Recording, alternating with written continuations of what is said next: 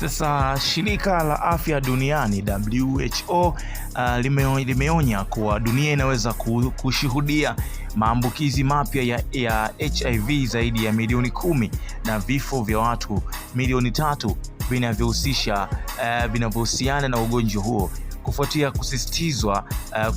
kusitisha kwa msaada wa kigeni wa Marekani unaosaidia upatikanaji wa dawa hizo za HIV. WHO imeeleza kuwa hatua za Marekani imeathiri usambazaji wa dawa katika nchi 7 za Afrika zikiwemo Kenya, Lesotho, Sudani Kusini, Burkina Faso, Mali, Nigeria na Haiti, ambazo zinaweza kuishiwa dawa ndani ya miezi michache ijayo. Mkurugenzi mkuu wa WHO Tedros Adhanom Ghebreyesus amesema kusitishwa kwa msaada huo unaweza kufuta mafanikio ya miaka 20 katika kupambana na HIV. Pia kwa upande wake ameonyesha kuwa juhudi za kudhibiti magonjwa mengine kama polio, malaria na kifua zimeathirika vibaya.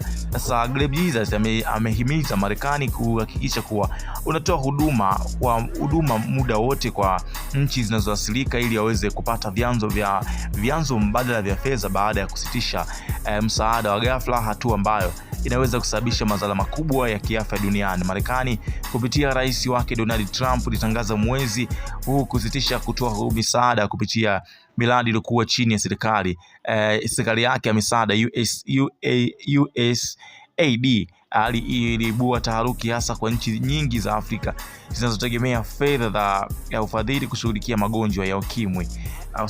So that is kwenye info mbalimbali zinazidi kuhappen kupitia WHO. As you know kwamba Donald Trump ameweza kusitisha ile huduma ya kutoa dawa za ukimwi bongo ya Kiafrika zaidi. Sasa maoni yako ni yapi kuhusiana na issue?